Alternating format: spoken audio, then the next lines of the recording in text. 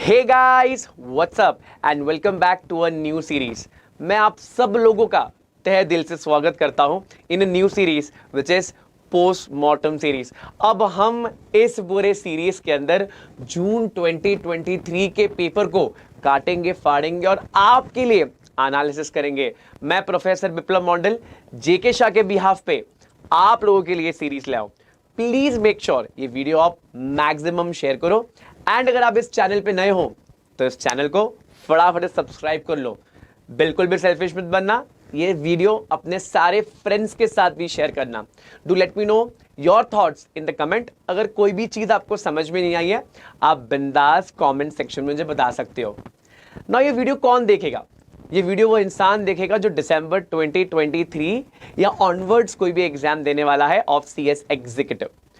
Plus अगर मेरे बच्चे ऑलरेडी जून 2023 के आंसर्स जानना चाहते हो तो आप बिंदास आ जाइए ये सीरीज देखने के लिए। हम इस सीरीज के अंदर यही पेपर नहीं, लगभग सारे पेपर का डिस्कशन करेंगे जो अभी जून 23 में हुआ है, जिसका इन डेप्थ एनालिसिस होगा। आशा करता हूँ ये सीरीज आपको बहुत पसंद आ रहा होगा। मेक श्योर करो आप आपके फ्रेंड्स के साथ शेयर करो।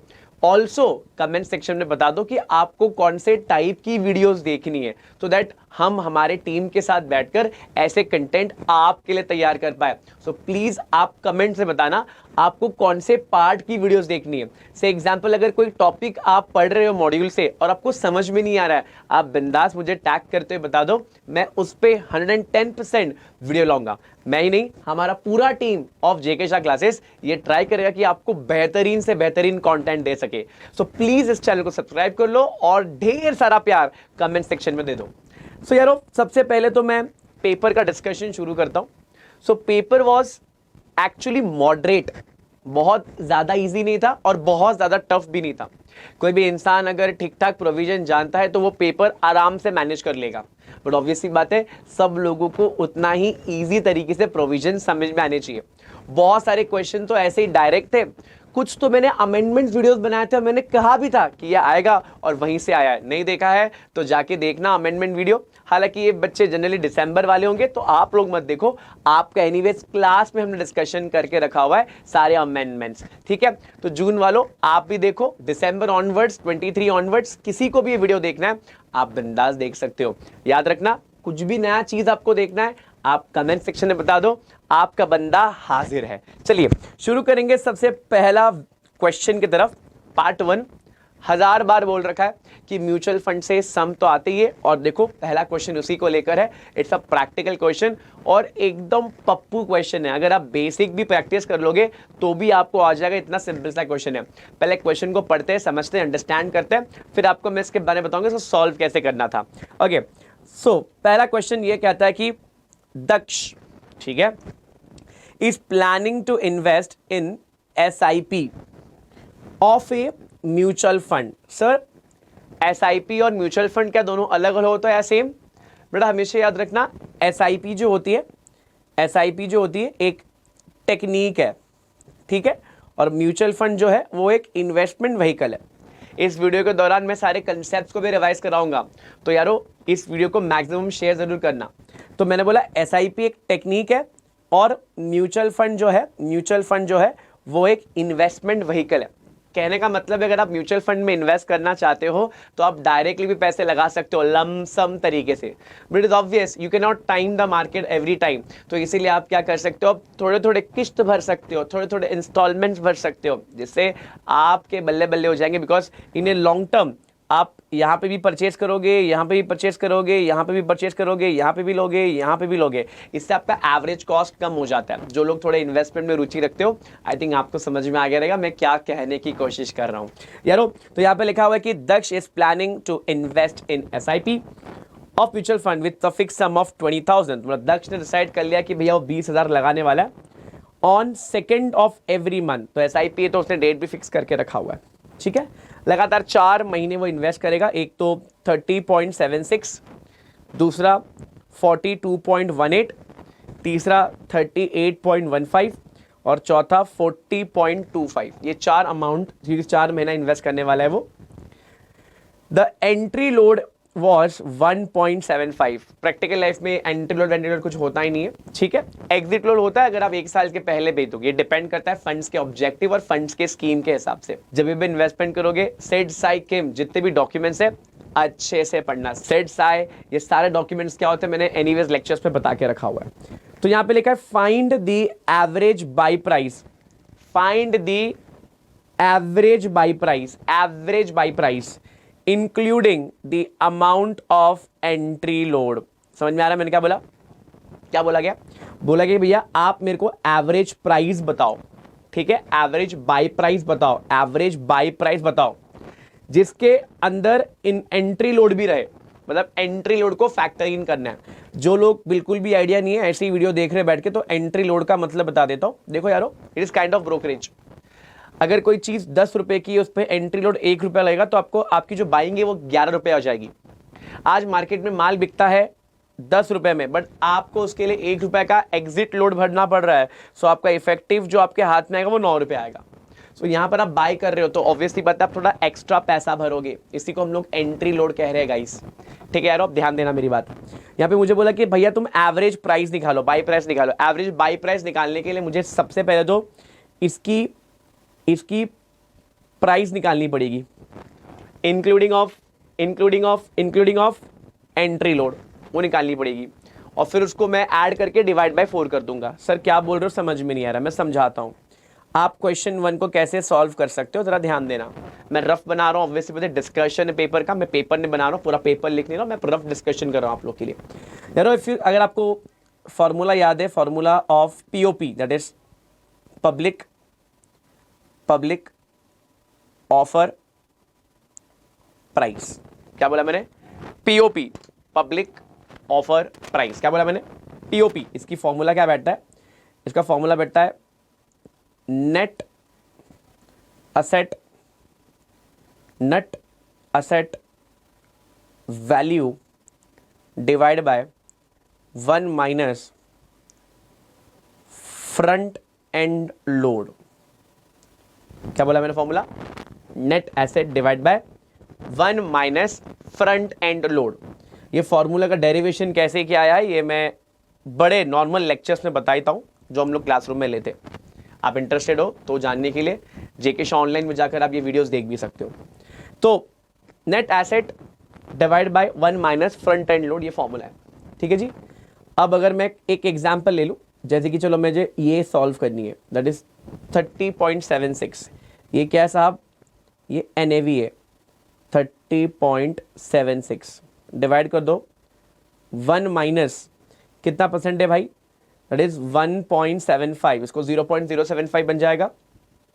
1.75% है, मुझे नंबर्स में से कन्वर्ट करना पड़ेगा, ठीक है जी। इसको फिर मैं अगर फर्दर सॉल्व करूं, मैं अगर कैलसी चलाऊं तो लगभग इसका आंसर आ जाएगा 31.30 भी आता है। अगर मैं राउंड फिगर करूं तो ये 38 बन जाना है। ये मेरी क्या बन गई? ये मेरी बाइंग प्राइस बन गई, या मैं बोलूँ उसके ये मेरा क्या बन गया? ये मेरा परचेज कॉस्ट बन गया। क्या बन गया मेरा?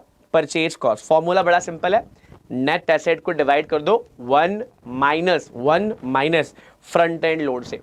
सिंस ये परसेंटेज है तो आपको इस परसेंटेज को 1.75 को डिवाइड कर दो 100 से, you will get a number. मैं अगर आपको बताऊं कैलकुलेट करके, इट इज 1.75 डिवाइड बाई 100। सो आपको आंसर आ जाना है 0.0175। इसी को आपको 1 से माइनस करना है। सो 1 minus 0.0175 will give you somewhere around, कितना आंसर आना है? 0.9825 डिवाइडेड विथ 30.75। आई समझ में आया? ये 1.75 को परसेंटेज है तो नंबर में मैंने कन्वर्ट किया, तो कितना आया मेरे को वो मैंने बता दिया, that is 0.0175 divide by 100। Percentage divide by 100 करना है, नॉर्मल मैथ्स बता रहा हूँ, ठीक है। अब इसको सॉल्व करोगे, जैसे कि सॉल्व करूँ 30.76 को डिवाइड कर दो, दैट इज 0.9825। आपको आंसर आ जाना 31.307। ये एक का निकाला मैंने, ऐसे मुझे चारों का निकालना पड़ेगा, ऐसे मुझे चारों का निकालना पड़ेगा। चारों का निकाल के फॉर एग्जाम्पल बता रहा हूं मैं, समझो 31 आया, अगले बारी का सब एग्जाम्पल दे रहा हूं, वापस बोल रहा हूं एग्जाम्पल ये, समझो इसका 43 आया, एग्जाम्पल ले रहा हूं मैंने सॉल्व नहीं किया, आप सॉल्व करके मुझे बताना इसका राइट आंसर क्या है। 38 समझो इसका आंसर 38 समथिंग आया, 38.15 है तो मैं 39 लेता हूँ एग्जाम्पल के तौर पे, और लास्ट वाला 40.25 है तो उसको मैं 41 ले लेता हूँ। मैंने सॉल्व नहीं किया, आपको इसी तरीके से दूसरे का भी, तीसरे का भी और चौथे का भी सॉल्व करना है। नहीं यार तो बताना मेरे को, मैं बताऊंगा नीचे कमेंट में बताऊंगा, बट ये आपको ट्राई करनी है खुद से। अब चारों का नंबर आया, ये तो मैंने अभी निकाला आपके सामने, ऐसे मैंने दूसरा, तीसरा, चौथे का भी निकालना है, और इसको डिवाइड बाय 4 कर दे तो मेरे को एवरेज बाइंग कॉस्ट आ जाएगी। For example 31.3078 plus 43 plus 39 plus 41 divide by 4, ये मेरी एवरेज बाइंग कॉस्ट है। फिर से याद दिला दूं, सेकेंड, थर्ड, फोर्थ आप ढूंढोगे और मुझे कमेंट सेक्शन में बताओगे। मजा आना चाहिए, कमेंट सेक्शन पूरा भरा होना चाहिए पूरे सोल्यूशन के साथ। तो ये मुझे लगता है बहुत ही सिंपल सा सवाल था, एवरेज प्राइस निकालना था, ये तो बहुत सिंपल से आपको समझ में आ गया रहेगा। सही बात है। अब पढ़ेंगे हम लोग सेकंड क्वेश्चन की तरफ, ये फर्स्ट क्वेश्चन का ही सब पार्ट है। 5 मार्क के, बहुत ईजी 5 मार्क के, क्लासरूम में अगर ध्यान से बैठे रहोगे तो आराम से आपको ये आ जाएगा। लिखा हुआ है x has made an investment of 50,000 two by 5,000 units. ठीक है जी, 50,000 रुपया उसने इन्वेस्ट किया है और उसको 5,000 यूनिट्स मिले of Philip mutual fund. Practical life में ऐसा कोई म्यूचुअल फंड है नहीं। ऑन 4 अप्रैल 2021, सो 4 अप्रैल को भाई साहब ने इन्वेस्ट कर दिया है। ठीक है जी, एक्स भाई साहब ने इन्वेस्ट कर दिया है। डिसाइड टू सेल, वो सेल करने का प्लान कर रहा है। कब प्लान करा भैया? 14 नवंबर को प्लान करा। मैं बोला ठीक है जी हो जाएगा, बट तब एनएवी कितनी आ गई है? एनएवी है 20.60 और उस वक्त की एग्जिट लोड कितनी है भैया? उस वक्त की एग्जिट लोड है 2.25। अरे तो बोल रहे भैया सेल वैल्यू ढूंढ के बताओ, ये तो बहुत सिंपल है, प्लस गेन ढूंढ के बताओ। देखो बेटा जी, गेन ढूंढने के लिए पहले कॉस्ट प्राइस पता होना चाहिए। अरे तू प्रॉफिट कैसे कैलकुलेट करेगा अगर कॉस्ट नहीं पता है? तो कॉस्ट बड़ा सिंपल है बेटा। अगर ये मैं आपको यहां बताता हूं, कॉस्ट बड़ा सिंपल है। मैंने 50,000 इन्वेस्ट किए हुए, कितने इन्वेस्ट किए? 50,000। Where I will divide it with 5,000 units, 5,000 units, तो मुझे ना पर यूनिट का कॉस्ट मिल जाएगा 10 रुपया। सर कैसे किया? ये देखो बहुत डिफिकल्ट है। ये देखो ये 5 1 5, तो भैया 10 रुपया आ गया। डिफिकल्ट है। कैलसी चला रहा तू? कैलसी चला रहा? मुझे पता है चला रहा तू कैलसी, मुझे पता तू चला रहा कैलसी, बेशरम। 10 रुपया मेरा कॉस्ट है। ठीक है, मैं आज इसको 20.60 में बेचने का प्लान कर रहा हूं, बट ऑब्वियसली बात है ना सेल कर रहा हूं। बट जब मैं सेल करूंगा मेरे सामने कौन बैठा हुआ है? एग्जिट लोड बैठा हुआ है। कितना बैठा है? 2.25%। कितना बैठा है? 2.25%। सिंपल बात है, मैंने अभी जस्ट बताया। 10 रुपये आप 10 रुपये का कुछ माल खरीद रहे हो, बट आपको उसके सामने एक ब्रोकरेज भरना पड़ रहा है, समझो, तो आपको हाथ में 9 रुपये मिलेंगे। तो अल्टीमेटली मुझे ना 20.60 कभी मिला ही नहीं होगा। मेरे को कभी भी 20.60 तो मिला ही नहीं होगा, मुझे उससे कम मिला होगा, मुझे उससे कम मिला होगा। बड़ा फॉर्मूला याद कर लो भैया, फॉर्मूला याद कर लो। अगर आपको एसपी ढूंढनी है, इसकी सेलिंग प्राइस ढूंढनी है, तो बड़ा सिंपल है, ये सब कुछ इंक्लूसिव है। जैसे कि आपको ढूंढना है तो फॉर्मूला सिंपल है। एक फॉर्मूला कहता है कि भैया नेट असेट वैल्यू डिवाइड कर दो 1 प्लस फ्रंट एंड लोड। अरे भाई ये तो एकदम हूबहू है यार, फर्स्ट क्वेश्चन जैसा यार। आराम से हो जाना है, आराम से हो जाना है। अगेन मैं आप पे छोड़ रहा हूँ ये। एनएवी कितनी थी? एनएवी मैं सब्स्टिट्यूट कर रहा हूँ, आपको ढूंढना है। एनएवी थी 20.60, 20.60। ठीक है, और एग्जिट लोड भैया 1 प्लस इट इज कितना परसेंट है भैया? एक बार देख लूँ। इस 2.25%, 2.25%। ठीक है, अब बस झटपट फटाफट से इसको सॉल्व कर दो, आपको मिल जाएगा डायरेक्टली इसकी एसपी मिल जाएगी। ठीक है, एकदम सिंपल सा सवाल है, हो जाएगा ये। तो मुझे लगता है ये 5 मार्क इंस्टीट्यूट से चुराना बड़ा सिंपल था यार, ये बहुत सिंपल सा था, एंट्री एग्जिट लोड के पूरे फॉर्मूला पे बेस्ड था। यस, एकदम सिंपल सा सवाल है। ऐसे हम लोग डिस्कस करेंगे। हालांकि इसमें सबसे ज़्यादा टाइम लगा मुझे डिस्कस करने में, बिकॉज प्रैक्टिकल क्वेश्चन है, इसके बाद तो फटाफट डिस्कस हो जाना है। चलिए बढ़ते हैं नेक्स्ट क्वेश्चन की तरफ। ये भी बहुत ही सिंपल सा क्वेश्चन है, लेट्स रीड इट। अभी ऑब्वियसली बात है प्रैक्टिकल नहीं है, ये थियोरेटिकल, तो बहुत जल्दी सॉल्व हो जाएगा। क्या कहता है सवाल? सवाल कहता है कि whether these entities are eligible और not to make IPO with reason in accordance with the SEBI ICDR regulation 2018। 2018 का रेगुलेशन भैया ICDR का ये कहता है कि भैया इन लोग एलिजिबल है कि नहीं, चेक कर लो। मैंने ठीक है देख लेते हैं। पहला लिखा है कि भैया the promoter group and the earlier was earlier debarred from accessing the capital market, but the SEBI and the period of debarment is already over on the date of filing DRHP with SEBI। देखो law ये कहता है कि भैया डीबार्ड promoter, डीबार्ड company, ये सब allowed नहीं है, बट अगर आपने डीबार्डमेंट कंप्लीट कर लिया है तो बिंदास आप जा सकते हो। यस, आप 110% जा सकते हो। बट एक बात हमेशा याद रखना, जब भी हम DRHP बनाते हैं, तो there are different parts of DRHP। अगर आप DRHP की बात करो, DRHP का मतलब होता है draft, red herring, prospectus. It's a prospectus but it's a draft level. ये आप फाइल करते हो किसके साथ? सेबी के साथ प्लस एक्सचेंज के साथ।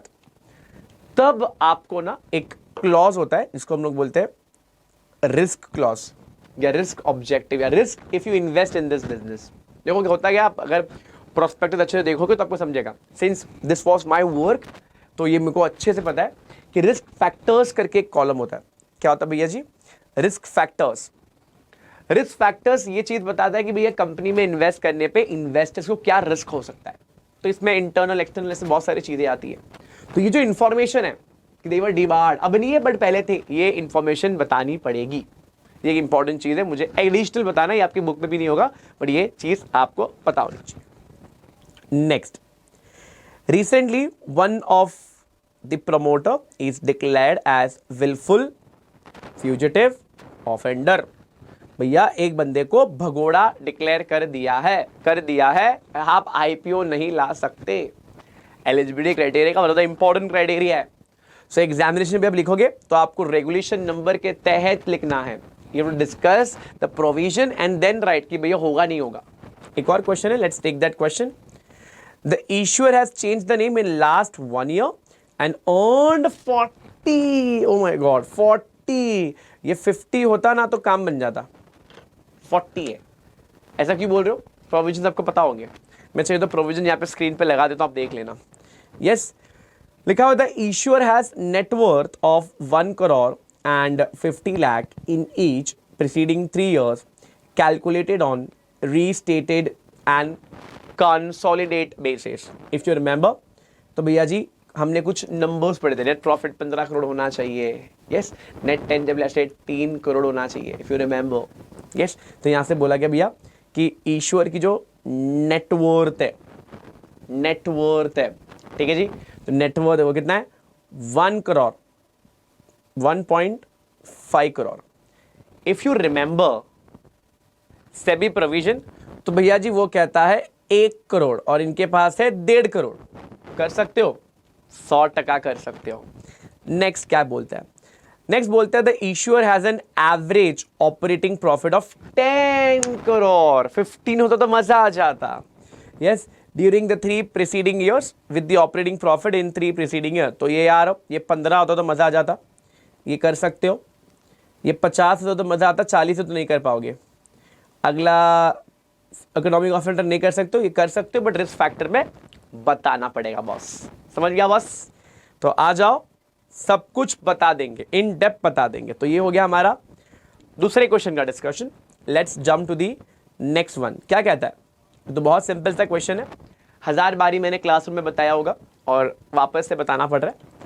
कह रहा है कि भैया प्रोविजन क्या कह रहा है? प्रोविजन कह रहा है कि भैया in light of SEBI PIT, that is prohibition of insider trading, जो 2015 में आया था, explain with reason the following information is deemed to be price sensitive or not। सबसे पहले अब UPSI क्या होता है बता देना एग्जामिनर को।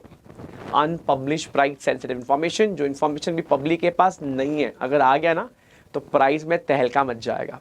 इसी इन्फॉर्मेशन को यूज करके भी ट्रेड करता है बाय सेल डील डिस्पोज, तो ऐसे केस के अंदर वो बन जाएगा इनसाइडर ट्रेडिंग, और उसको 15G के तहत क्या भरना पड़ेगी, पेनल्टी भरनी पड़ेगी। खैर मैं देखता हूं, लिखा भैया MD of ABC met with an accident. ठीक है, मैं पूरा एक साथ रीड करता हूं, फिर हाँ ना में जवाब दे दूंगा।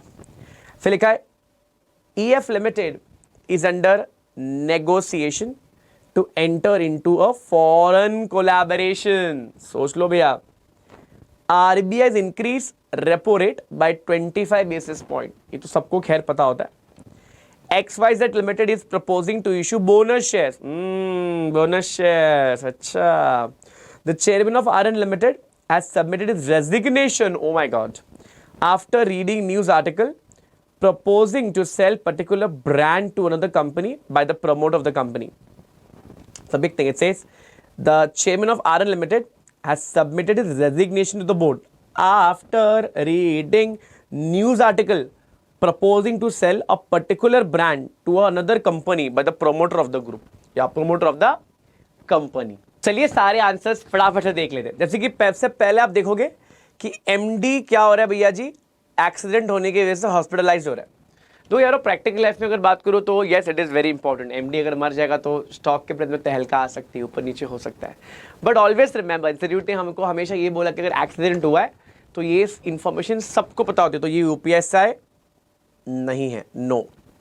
Second, company is planning to enter in foreign collaboration, merger, amalgamation कुछ भी होता है तो UPSI है।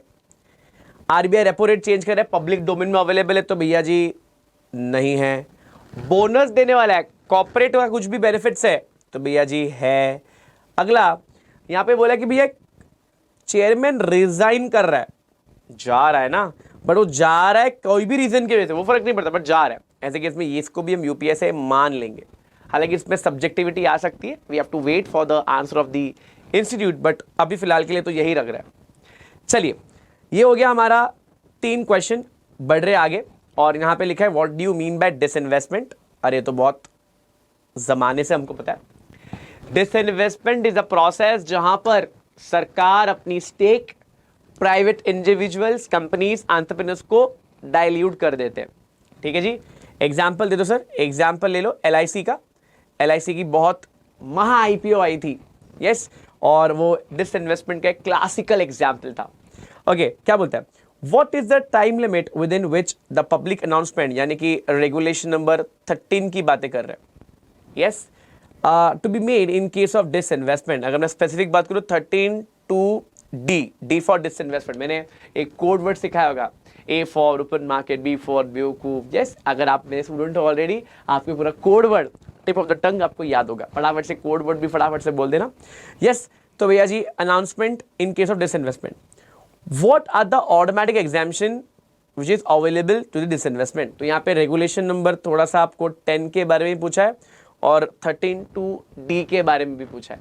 तो जब आप अग्रीमेंट एग्जीक्यूट करते हो तो आपको तब मिल जाना है क्या, आपको देना पड़ेगा पब्लिक अनाउंसमेंट। रेगुलेशन 10 के हिसाब से अगर आप एक ही पार्टी के साथ डील करने वाले हो तो आपको एग्जेम्पशन मिल जाना है। तो ये 2 चीज है, रेगुलेशन 10 पे एक सवाल था और एक 13(2)D पे सवाल था। ये बहुत सिंपल है। आप यहाँ पे पहले डिसइन्वेस्टमेंट क्या है वो समझा सकते हो। डिसइन्वेस्टमेंट एक प्रोसेस है जहाँ पर PSU अपना स्टेक डाउन कर लेता है। एंड अगर मैं बात करूँ टाइम लिमिट की, तो एग्जीक्यूशन ऑफ द अग्रीमेंट के वक्त आपको अग्रीमेंट PA देना पड़ता है। नेक्स्ट, यस, बिल्कुल एग्जेम्पशन है। एग्जेम्पशन ये कहता है कि अगर सेम पार्टी के साथ डील कर रहे हो तो 100% आपको एग्जेम्पशन मिल जाएगा। इस पे एक amendment was on regulation number 8 as well, rate पे था। खैर वो इतने बड़े लेवल पे अभी दिख नहीं रहा है वो क्वेश्चन। अब यहाँ पे और भी क्वेश्चन थे, और वाले क्वेश्चन भी देख लेते हैं। यहाँ पे लिखा है आप क्वेश्चन नंबर 2 ट्राई करो या तो 2A ट्राई करो। मैं भी ट्राई करूँगा कि हमारे बच्चे जिनको 70+ आया है उसका एक पेपर डिस्कशन आपके सामने लाओ कि देखो कि भैया पेपर लिखना कैसा है, वो भी हम डिस्कस करेंगे एक वीडियो में। अगर ऐसी वीडियो चाहिए तो मुझे प्लीज़ कमेंट सेक्शन में जरूर बताना, मैं आपके लिए 100% वीडियो लाऊंगा, बट कमेंट्स भरे होने चाहिए। आपकी रिक्वेस्ट अगर रहेगी तो भैया मज़ा आ जाएगा। यस, लिखिए अगला डिस्कस करते हैं। लिखा हुआ है RJS is in the list of top 500 listed entities. Okay, P is the non-executive chairman of the company. Q, R and T are the promoters of the company. And P is related to one of the promoter. भैया related हो, if you remember related हो तो आधा मेरे को पूरा board independent चाहिए। खैर, A is one of the women director, executive director, and further the board is planning to appoint C जो 70 इयर्स का है। बिल्कुल आप SR पास कर सकते हो, कंपनी लॉ बोलते हैं CG अप्रूवल लेना पड़ेगा। देखो मैं क्वेश्चन के तहत आंसर ही बताया जा रहा हूँ।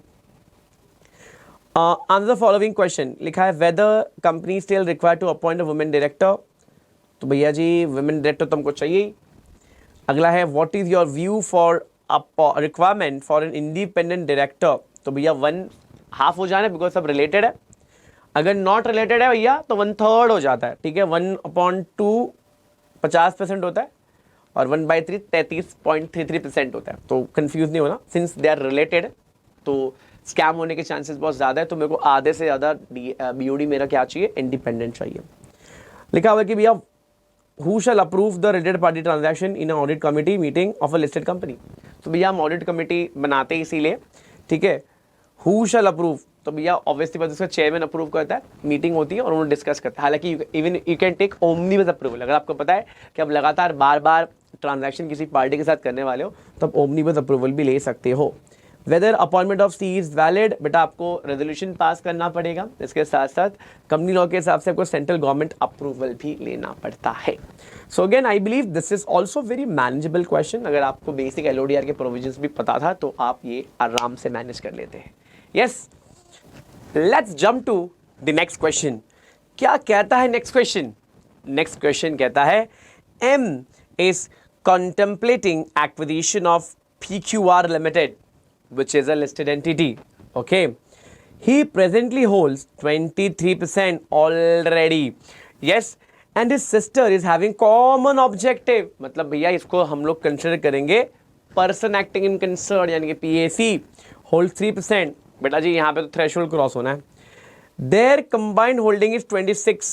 M is in the view of creeping acquisition, desires to acquire further 3%, assuming that the assumption is that 5% is the ceiling of such acquisition in every financial year। तो यारो पहली बात समझो, वो सोच रहा है बाय करने की। ऑलरेडी वो 23 है, इसके 2 आंसर बन सकते हैं। मैं दोनों प्रोबेबिलिटी आपको बता देता हूँ। ये 23 ऑलरेडी होल्ड करके बैठा है और उसकी बहन ऑलरेडी 3% होल्ड करी, यानी कि ऑलरेडी 26% उनके पास है। 26% इसका मतलब है कभी ना कभी उसने PA तो दे दिया होगा, ठीक है ना, कौन से रेगुलेशन के तहत, 3(1) के तहत। अब यहाँ पे बोल रहा है कि डिजायर्स टू अक्वायर फर्दर 3%, और 3% खरीदना चाहते हैं तो पूरे साल की लिमिट है। अगर मोर देन 5 होता है तो भैया जी आपको देना पड़ता है PA। अब यहाँ पर एक ही भैया 3% एक्वायर कर रहा है तो चल जाएगा क्या? देखो उसको ओपन ऑफर देने की जरूरत नहीं पड़ेगी बिकॉज उसको हम क्रीपिंग एक्विजिशन कहेंगे। बढ़िया अजम्पशन है। अगर स्टोरी कुछ ऐसी चलती, मैं इसको अजम्पशन ये पकड़ के चल रहा हूँ कि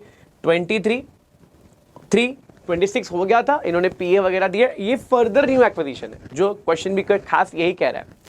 बट अगर इन्होंने ये है कि भैया इनको पता ही नहीं था, ये 3% उसकी बहन के पास पड़ा हुआ है, फिर 26 है या फिर और 3 लेना चाहते तो भैया फिर तो PA देना है। हालांकि मैं अजम्पशन ये कर रहा हूँ कि ये 26 पहले ही हो गया होगा 3(1) के तहत, यानी कि पहले PA वगैरह दे दिया होगा।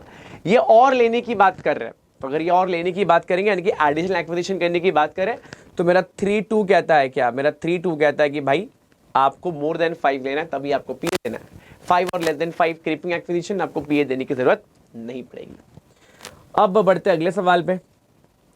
बोलता है कि भैया equity share of ABC limited has been delisted from stock exchange, when can an application to be made for listing of equity share of ABC। Again कोई बंदा नॉर्मली पढ़ेगा तो बोलेगा भैया 10 साल या 3 साल कुछ भी बोल देंगे, बट यहाँ पे ध्यान देना, यहाँ पे लिखा है इक्विटी शेयर को डीलिस्ट किया हुआ है, वो भी किसके कहने पे? भैया स्टॉक एक्सचेंज से कहने पे बोला है, तो मतलब कंपल्सरी लिस्टिंग है, और कंपल्सरी है तो 10 साल तक आपको अलाउ नहीं है, तो आपको ये समझाना पड़ेगा। ठीक है जी, इजी जा रहा है। अब यहाँ पे लिखा है कि भैया corporates advisory limited is a listed company, the stock exchange ask certain information about share holding pattern, जो आपको देना ही पड़ेगा। अगर नहीं दोगे तो SCR के प्रावधान के हिसाब से आपको पेनल्टी लग जाएगा। Which company could not even after further providing an opportunity to the company to furnish such information and the company did not maintain the relevant records. What are the penalties leviable against the SCRA? Will your answer differ if the information is sought by the SEBI? State the relevant provision. देखो बेटा, पहली बात तो penalty लगने वाला है आपको 3 years, 5 years, 10 years भी पेनल्टीज है, डिपेंड करता है द एडजुडिकेटिंग ऑफिसर के ऊपर। देखो सेबी के प्रावधान भी अलग कहते हैं, सेबी के प्रावधान अलग है और एससीआर के प्रावधान अलग है। ऑब्वियसली सेबी एससीआर के हिसाब से अलग काम होगा और सेबी के हिसाब से अलग काम होगा। हाल ही में एक अमेंडमेंट आया, अमेंडमेंट ये भी कहता है कि पोस्ट लिस्टिंग अगर नॉन कंप्लायंस होता है एससीआर कोई पेनल्टी लगा नहीं सकता, वो पेनल्टी लगाएगा सेबी। तो लॉन्ग स्टोरी शॉर्ट करूँ कि भैया जी एससीआर के प्रावधान के हिसाब से पेनल्टी लगेगी, ठीक है, और सेबी के अगर प्रावधान अलग है तो भैया सेबी के प्रावधान के हिसाब से भी अलग से लग सकता है। ये मेरा आंसर बदल जाएगा अगर सेबी का प्रोविजन लग जाता है। एससीआरए भी कहता है कि भैया आपको पेनल्टी लगा देंगे।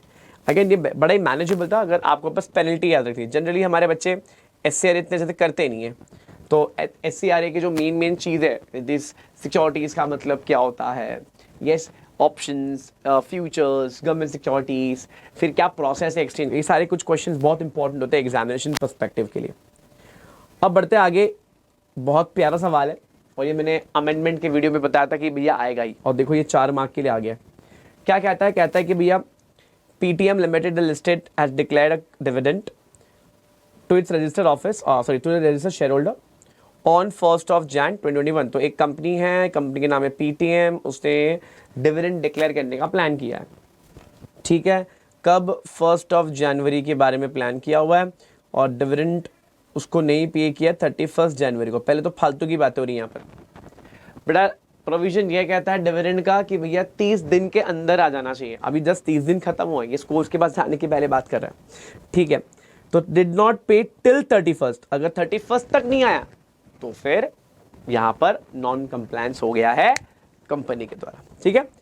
Weather registered shareholder can launch complain on the score platform, if yes then what is the timeline. भैया टाइमलाइन 1 साल भर का होता है, अगर आपको पता रहेगा 1 साल भर के अंदर आपको जब भी आपके साथ गलत हुआ है आप 1 साल भर के अंदर स्कोर्स पे क्या कर सकते हो, एप्लीकेशन दे सकते हो।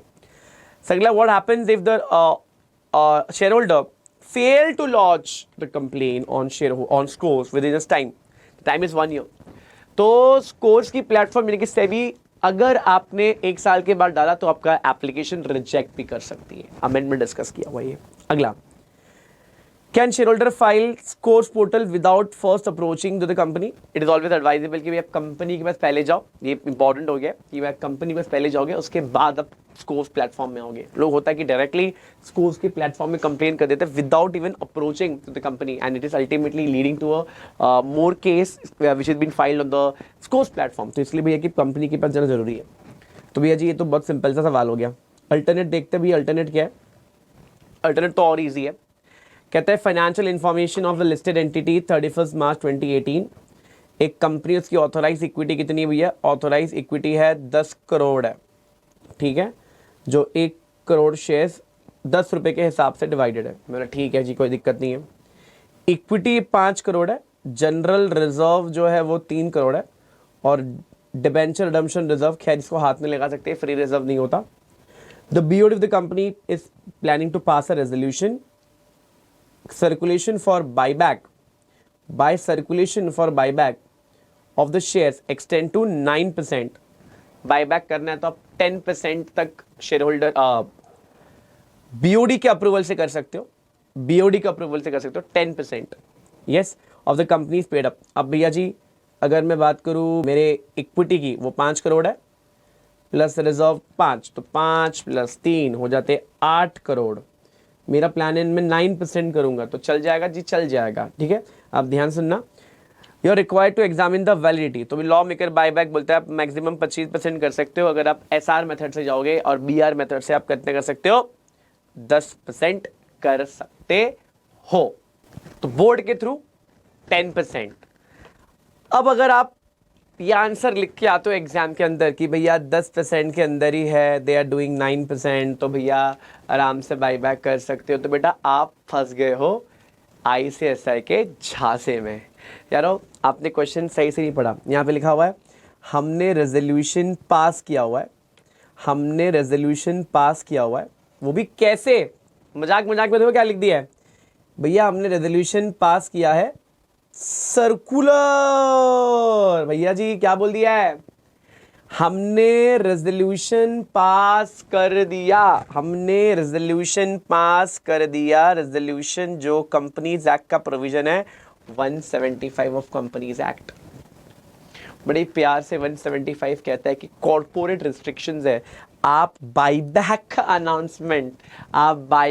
अनाउंसमेंट सर्कुलर से नहीं कर पाओगे। जनरली बीआर में ऐसा में 10% 25%, बट ये वर्ड के वजह से बेटा वक्त बदला, जज्बात बदला, फीलिंग बदला, इमोशन बदला और तुम्हारा आंसर राइट से रॉन्ग हो गया। तो यारो याद रखना ये सर्कुलर वर्ड बहुत इंपॉर्टेंट था। यस, सेक्शन 175 कंपनीज एक्ट, आराम से जाओ 175 पढ़ो, आपको रिस्ट्रिक्शन मिल जाएगा। आप कते ही आप वहां पर बायबैक नहीं कर सकते थे। अगला सवाल बढ़ते हैं भैया, यहाँ पे बोला कि एक परीक्षित जी है जो इंडिपेंडेंट डायरेक्टर बनने की पूरी प्लानिंग में है और परीक्षित जी को ईसॉप चाहिए, तो the company has issued ESOP to Parikshit deeming him to employ. रायता फैल गया, क्यों? इंडिपेंडेंट डायरेक्टर को तो ईसॉप देना ही नहीं है। लॉ ये कहता था कि अगर पहले से कुछ दे के रखा हुआ है लॉ आने से पहले तो ठीक है, तो पुराने लॉ की बात करो, तो नया भी आ गया 2021। क्या कह रहा है, लिखा है whether Parikshit is entitled for ESOP. No, independent director को भी अगर ईसॉप देंगे तो इंडिपेंडेंट डायरेक्टर का पूरा पर्पस ही रखना फेल हो जाएगा यार।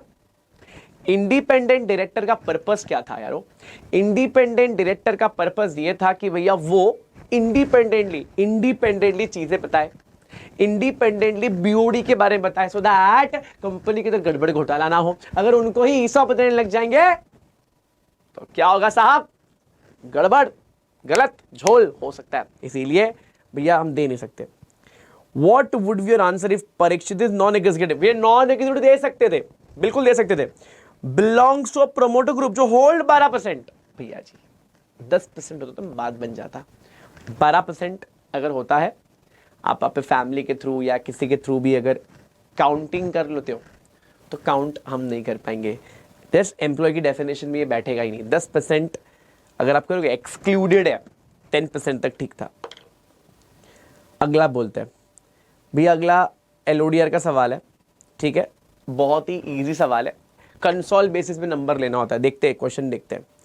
XYZ limited have 3 subsidiaries, X Limited, Y Limited, Z Limited. The consolidated income of X Limited is 300 crore.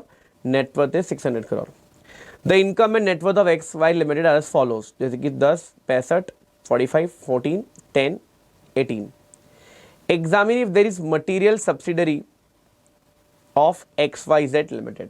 ठीक है, बहुत ही सिंपल क्वेश्चन है, ये तो इंस्टीट्यूट के मॉडल में भी दिया हुआ है, इतना इजी क्वेश्चन पूछा है। तो सवाल यहीं पे खत्म होता है कि भैया जी XYZ 3 सब्सिडरी है XYZ लिमिटेड के। देखो गाइस, अगर आपको रेगुलेशन याद है, रेगुलेशन अगर 16 नंबर है, 16 नंबर, जो बताता है कि भैया चीज़ें मटेरियल है कि नहीं। यस, चीज़ें कैसे समझनी कि मटेरियल सब्सिडरी है कि नहीं। सिंपल बात है, इनकम या तो नेटवर्थ 10% से ज़्यादा एक्सीड हो जाएगा तो मटेरियल बन जाएगा। तो भैया जी मेरी कंपनी का 300 करोड़ का है और 600 करोड़, मतलब मेरी थ्रेशोल्ड लिमिट 30 करोड़ या तो 60 करोड़ क्रॉस करते ही वो मेरा मटेरियल सब्सिडरी बन जाएगा। तो भैया चेक करो, क्या क्या चेक करना है, इनकम 30 और नेटवर्थ 60। पहला तो भैया क्रॉस कर दिया तो ये तो मटेरियल है, सेकंड इनकम क्रॉस हो गया तो ये भी मटेरियल है, थर्ड वाली मटेरियल नहीं है। ठीक है जी, तो ये तो बड़ा सिंपल सा था, एकदम इजी सवाल है, एकदम टाइम पास क्वेश्चन पूछ लिया। बस आपको ये प्रोविजन पता होना चाहिए कि 10% से एक्सीड हो जाएगा तो मटेरियल सब्सिडरी बन जाएगा। ठीक है बॉस, आ जाओ। अगला सवाल तो बड़ा सिंपल है, डायरेक्ट क्वेश्चन। बोला भैया अगर शक्ति आप अग्रीव्ड हो सैट के ऑर्डर से तो आप कहाँ जा सकते हो?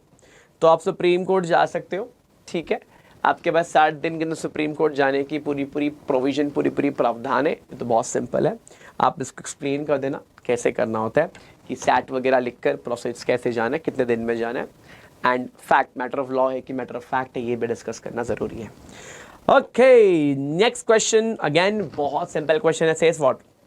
NLR Limited approved buyback of 2 lakh equity shares in its board on 25th of April 2019. The record date was 25th of June 2019. ठीक है, हो सकता है ऐसा. The closing price on 25th of April and 25th of June is 2640 and 2514 respectively. मैं बोला ठीक है. Determine number of shares which is eligible to be tendered as a small shareholder category. Small shareholder मतलब 2 लाख तक की share, 2 lakh रुपए तक की शेयर आपके जेब में होना चाहिए. कितने नंबर ऑफ शेयर मैक्सिमम हम होल्ड कर सकते हैं? अब ना बेटा बच्चे कन्फ्यूज हो जाएंगे, सर ये अमाउंट ले लूँ कि ये अमाउंट ले लूँ. ध्यान देना, जिस दिन अनाउंस किया 25 अप्रैल है, उस दिन फर्क नहीं पड़ता. रिकॉर्ड डेट वाले दिन, रिकॉर्ड डेट वाले दिन, चिल्ला के बोल रहा हूं, रिकॉर्ड डेट वाले दिन, रिकॉर्ड डेट वाले दिन यारो अपना कैलकुलेशन होगा. अप्रैल, मई, जून, तो भैया जून, तो जून के 25 तारीख को डेट क्या, अमाउंट क्या थी? अमाउंट थी 2514.05. ये एक शेयर की दाम है.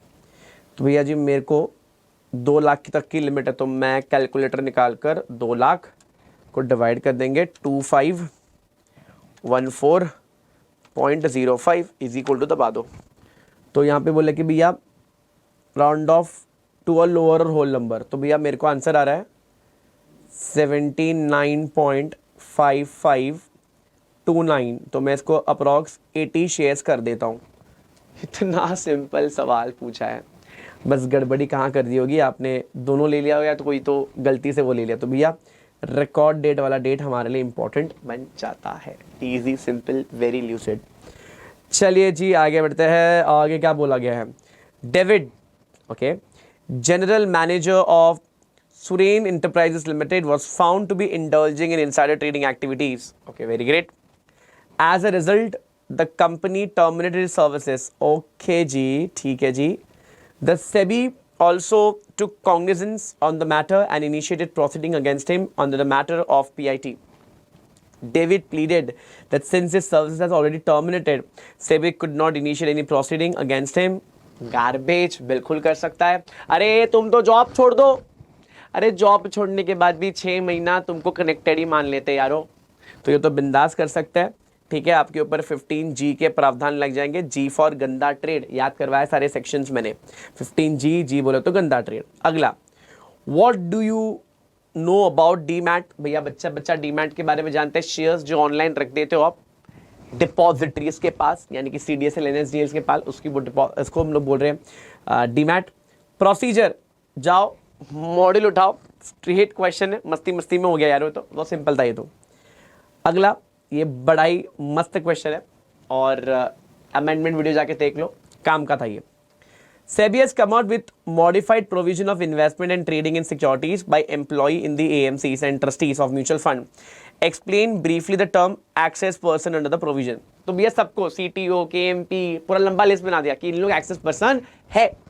क्या हुआ था भैया जी, लोग क्या कर रहे थे, AMC वाले लोग ना घर बैठे बैठे क्या कर रहे थे, क्लाइंट का पैसा लगाने से पहले, म्यूचुअल फंड का पैसा लगाने से पहले खुद का पैसा लगा रहे थे, खुद फिर म्यूचुअल फंड के फंड से पैसे खरीद रहे थे. अब देखो होता क्या, मेरे को 2 लाख रुपए, मैंने रिलायंस 2 लाख में खरीद लिया, फंड खरीदेगा, फंड का मैनेजर मैं ही हूं, तो मैंने क्या किया, 200 करोड़ डाल दिया, स्टॉक तो भागना ही है. अब ऐसे केस के अंदर मेरा यहाँ पे निजी प्रॉफिट हो रहा था, तो इसलिए लंबे चौड़े लोगों को यहाँ पे इंक्लूड कर दिया है. ये डेफिनेशन मैंने इंक्लूड करी थी इन दी अमेंडमेंट वीडियो. यार तो बहुत सिंपल से क्वेश्चन आ गया, मतलब मैं तो बोल रहा हूँ 5 मार्क्स तुमको ऐसे ही दे दिया इंस्टीट्यूट ने. यार अगर अमेंडमेंट अच्छे से देख लिया होता तो मजे आ जाते. खैर अगला, what are the information with reviewed by the audit committee for approval and information to be provided to the shareholder for their consideration to the related party in case of listed company as per the amendment LODR 2015. Again direct question, आप जाओ आपको तुरंत ये सारे amendments मिल जाएंगे. But ये भारी सवाल था, समझ में क्या बोल रहा था, भारी सवाल, लंबी चौड़ी लिस्ट है, प्रोविजन है, इसमें समझाने जैसा कुछ नहीं, बट प्रोविजन है पूरा. तो यारो ये भी एक बढ़िया सा सवाल था. अब भैया आ गया अकाउंटिंग का सवाल. जिसने कॉर्पोरेट अकाउंटिंग बहुत जोर से पढ़ाई करी होगी ना, आप लोग नाचते रहोगे भैया. 7 मार्क्स इंस्टीट्यूट ने आपको दे दिया। इस बार सिर्फ सेबी पेपर, सेबी नहीं था, कंपनी एक्ट भी था, थोड़ा अकाउंट्स डाल के रखा हुआ है, बल्ले बल्ले पूरा मचा रहे हैं यहाँ पे। But yes, this question is again very simple, ये मैनेजमेंट अकाउंटिंग वाला है। एक क्वेश्चन रीड कर लेते हैं, आ जाओ।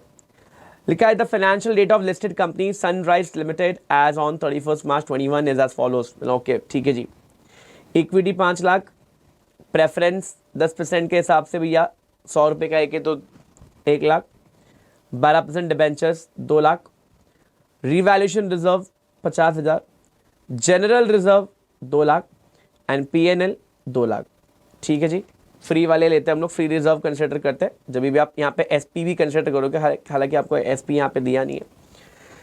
लिखा है कि the company wanted to place proposal before the board for buyback of its equity and also redeem their entire preference capital. Entire preference capital कर सकते हो, बिल्कुल कर सकते हो, but you should be limit of 25%। ठीक है जी। You as the company secretary advise the board on the following issue. Max limit in amount, तो सम सॉल्व करना पड़ेगा इसके लिए तो। ठीक है, नेक्स्ट क्या बोला, मैं बताता हूँ क्या क्या लेना है क्या क्या नहीं लेना है। Max amount of shares that can be bought back and the maximum price that can be paid per equity shares to be bought back. तो यहाँ पे बोल दिया भैया maximum number of shares to be bought back. मैं बोला ठीक है, कितने shares buy back can be bought back and the maximum price that we can pay per equity. ये तो बहुत सिंपल है। Generally, what shall be the ratio of the aggregate of secured and unsecured debts owned by after buyback? It is 2:1। ये तो बहुत simple था। चलो अब समझते हैं इस पूरे क्वेश्चन को, क्या लेना है क्या नहीं लेना है, और आपका आंसर झटपट फटाफट से आ जाएगा। 7 मार्क्स तो भैया टाइम पास पे दिया है, आपने अकाउंट पे बायबैक सही से किया होता ना तो ये आपके लिए टाइम पास क्वेश्चन था, टाइम पास क्वेश्चन। यस, ये तो 8 मार्क के लिए बहुत मेहनत करनी पड़ती, बहुत लंबी चौड़ी चीजें लिखनी पड़ती, बट ये तो भैया जी बल्ले बल्ले हो गया आपके। 7 मार्क बहुत सिंपल है। बता दो क्या क्या लेना है क्या क्या नहीं लेना है।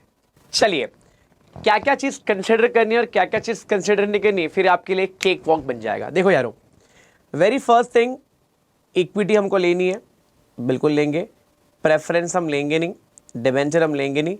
Revaluation reserve as far as a specific reserve, it not a free reserve, तो यूज नहीं कर पाएंगे। जनरल रिजर्व यूज करेंगे PNL। अब बेटा इसी का आप 25% बायबैक कर सकते हो इन case of share holder approval, और 10% इन केस ऑफ बोर्ड से अप्रूवल कर सकते हो। ठीक है जी।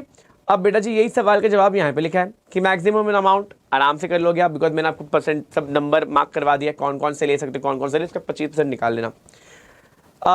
शेयर्स जो आप बॉट बैक कर मैक्सिमम, ये भी आराम से निकल जाएगा, और ये तो मैंने आपको सम पढ़ते पढ़ते ही बता दिया। यारो हमेशा याद रखना, ये एक होता है राइट आंसर, एक होता है इंस्टीट्यूट का answer. However will wait for the suggested answer. ये एक सजेस्टेड आंसर नहीं है, ये एज पर दी बेसिक पढ़ के जो समझ में आ रहा है। हालांकि आपने बहुत बार देखा होगा इंस्टीट्यूट अपने तरफ से अपने आंसर्स दे देता है 30 कभी भी 30% भी मैंने करते हुए देखा है। अब इंस्टीट्यूट के जो कहेंगे वही इंस्टीट्यूट का आंसर फॉलो करना पड़ेगा, but ultimately I don't feel इतना बड़ा डिस्क्रिपेंसी आएगा। बट येस, ये क्वेश्चन हम जो भी सॉल्व करते हैं it is always our answers. यहाँ पे इंस्टीट्यूट का आंसर भी आएगा, तो ऑलवेज रिमेंबर एक राइट आंसर होता है और एक इंस्टीट्यूट का आंसर होता है। तो भैया जो हुकुम करेंगे हमको वैसे ही करना पड़ेगा। ठीक है जी, अगला सवाल चलेंगे, बहुत बढ़िया सवाल है। फ्यूचर करेंसीज क्या होता है, 100 बार हमने पढ़ा हुआ है। Very very important, very very simple, एकदम ईजी है भैया। फ्यूचर करेंसीज या करेंसी फ्यूचर्स क्या होता है भैया, करेंसी को हेज करने के लिए हम आज ही कॉन्ट्रैक्ट कर लेते हैं, फ्यूचर इसी के ऊपर है। अब भैया ये ऑप्शन पे सवाल पूछा है तो बहुत सिंपल सवाल है, देखते हैं, एकदम ईजी है भैया। बोला कि एक यूरोपियन कॉल ऑप्शन लिया है Emkay tech limited and European put option लिया, पुट ऑप्शन लिया। कॉल का मतलब है मार्केट बढ़ेगा तो फायदा होगा, पुट गिरेगा तो फायदा होगा।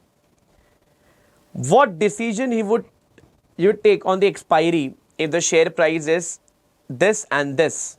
बोलता है प्रीमियम इग्नोर कर दो, फिर से बोल रहा हूं, कॉल लेगा तो बढ़ना चाहिए मार्केट देन फायदा, पुट लेगा तो नीचे गिरना चाहिए तो फायदा। ठीक है, चलो देखते हैं। पहला तुमने बाय किया था एमकी का कॉल ऑप्शन, एक्सपायरी में एमकी का रेट क्या चल रहा है 1100 रुपया।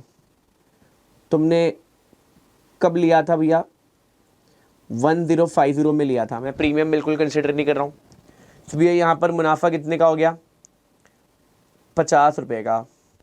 तो भैया हम एक्सरसाइज कर लेंगे। नेक्स्ट आपने 525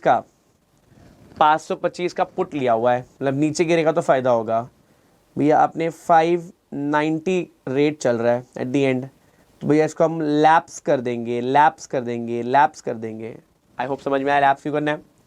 फिर भैया एम की तूने 1120 में लिया था, आज रेट चल रहा है 1100, मतलब नीचे आ गया ना, या तेरे रेट से तो नीचे आ गया। इसको भैया जब लैप्स कर दोगे ऊपर जाना चाहिए था। पुट तूने पुट लिया 580 का, आज 590 हो गया है। अगेन बेटा जी उल्टा चला गया, उल्टा डायरेक्शन में चला गया। ऐसे केस के अंदर हम फिर से इसको लैप्स कर देंगे। तो बहुत सिंपल सा क्वेश्चन था जो हमारे सामने पढ़ा हुआ है, एकदम इजी है, वेरी सिंपल। ठीक है, कॉल मतलब ऊपर गया तो फायदा होगा, और पुट माने नीचे जाएगा तो फायदा होगा। ठीक है जी, याद रखना। Next is what do you mean by capital intermediates, very simple question और general obligation straight away question है, तो ऑब्वियसली बात है आप इंस्टीट्यूट के मॉडल से डायरेक्टली देख सकते हो, कोई दिक्कत की बात नहीं है। बोलते what is inflation rate, inflation मतलब महंगाई कितने परसेंट से कितने दर से बढ़ रही है। आप मिस्टर एम के बारे में बताओ, जो मॉर्निंग कॉफी पहले 12 में खरीदते थे आज 16 में खरीद रहे हैं। इसका मतलब है भैया जी आपको एक कॉफी इन जनरल महंगी पड़ रही है, कितने रुपए से, 4 रुपए से। अगर हम बेस 2019 का बेस माने तो कुछ नहीं करना है, आपको 4 लेना है, उसको डिवाइड करना है 12 से, मल्टीप्लाई भी 100 करना है, तो आपको इन्फ्लेशन लगभग लगभग मिल जाएगा कि इन्फ्लेशन रेट क्या चल रहा है। मैं बोल रहा हूँ वापस से कि भाई कितने परसेंट से इन्फ्लेशन तुम्हारा बढ़ गया है। इस paying how much now, is not paying 16, पहले कितना भरा था, 12 भर रहा था। अगर मैं बेस 12 ले लूँ, अगर मैं बेस 12 ले लूँ तो भैया जी कितने परसेंट से इन्फ्लेशन बढ़ रहा है, तो समवेयर अराउंड 33% के हिसाब से इन्फ्लेशन बढ़ जाएगा। This is very high inflation और हालत खराब हो जाएगी। चलिए अगला सवाल बड़ा सिंपल है, तो बहुत शॉर्ट नोट टाइप सा। करेंसी डेरिवेटिव, ऊपर देखो क्या बोल दिया, फ्यूचर्स में यहाँ पे डेरिवेटिव पूछ रहे हैं, very simple. Angel fund, yes, जो इन्वेस्ट करते हैं in a new startup. Block deal, 100 बार बोला था ब्लॉक डील क्या होता है, बल्क डील, डिफरेंस भी बताया था। ठीक है, it's a big amount of deal जो हम लोग करते हैं। Next is municipal bonds, bonds issued by municipalities, पैसा फंड रेज करते to run the municipal corporations, अब जो एक्टिविटी करनी है उसके लिए म्युनिसिपल बॉन्ड्स। अगला है appointment of complaint officer, obviously बात है इंटरमीडिएटीज को कंप्लेंट ऑफिसर चाहिए होगा, बिकॉज हर एक इंटरमीडिएट को अपना अपना खुद का रेगुलेशन फॉलो करना पड़ता है। तो this is again a very 3 marks question, तो बड़ा सिंपल था। ओके, नेक्स्ट क्वेश्चन जो हमको यहाँ पे दिख रहा है 6th, रीट। रीट का मतलब क्या होता है, फिजिकल प्रॉपर्टी में इन्वेस्ट ना करो, रीट में करो। इनडायरेक्टली रीट का मतलब होता है कि भैया जी आपने पैसे ट्रस्ट को दिए, आपने पैसे ट्रस्ट को दिए, ट्रस्ट ने आपके पैसे लगा दिए प्रॉपर्टी पे, और वो जो भी रेंटल कमाएगा वो आपको बांट देगा, 90% बांटना ये रूल है बेटा जी। यस, इसके बेनिफिट्स तो बताइए, आप स्मॉल इन्वेस्टमेंट में कर सकते हो, ठीक है, टैक्स बेनिफिट्स भी होते हैं, तो ये तो बहुत सिंपल हो गया, मजे की बात है ये तो। वाह, one more question, future options में जरा ध्यान देते हैं। यहाँ पे एक इंसान है, रोशवी wants to invest in the share of blue chip company. However, due to outbreak of war between two companies, advisor advise करता है कि भैया आप ऑप्शन के थ्रू ट्रेड करो। मैंने ठीक है, अच्छी बात है। He expects that the price of the share will go down in near future. Very good, because war चल रहा है तो बैड न्यूज, मार्केट्स करेक्ट होने के चांसेस बहुत ज्यादा है।